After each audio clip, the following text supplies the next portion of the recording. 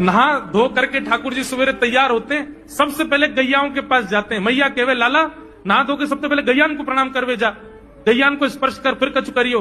ठाकुर जी गैयाओं को प्रणाम करने जाते हैं। जैसे ही देखते हैं कि कोई गैया बैठी है, सो ठाकुर जी कहें अरे अरे मैया या गैया को आलस आ गयो, या को आलस दूर कर दूं। सो बैठी हुई गैया के ठाकुर जी सींग पकड़ लेते हैं और सींग पकड़ करके अपनी ओर खींचते हैं। दूसरी तरफ से सींग बलराम जी पकड़ लेते हैं। अब ऐसे सींग पकड़ करके ऐसे ऐसे गैया के सींग हिलाते हैं। अब बैठी रहती गैया थोड़ी देर तो कोई बात नहीं, जैसे जोर जोर से हिलाना प्रारंभ करते हैं सो ही गैया खड़ी हो जाती है। और जैसी गैया खड़ी होती है ठाकुर जी लटक जाते हैं सींगों से।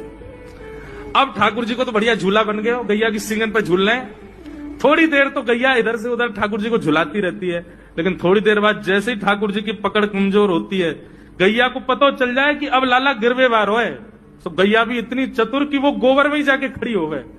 ठाकुर जी के आगे कुछ चल, मैं गोबर में जाऊंगा। गैया के ना अब तो मैं यही खड़ी रहूंगी, तुम गोबर में ही गिरो।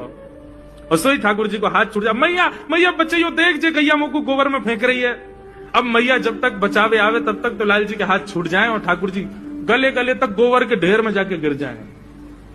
पर यशोदा मैया निकाले, कितनों सजाए लो, कितनों ए लाला तू वैसे ही कारो, ऊपर से मैं तो को बढ़िया सुंदर बना के रखूं, लेकिन तू घूम फिर गया गोबर में ही आके क्यों खेले।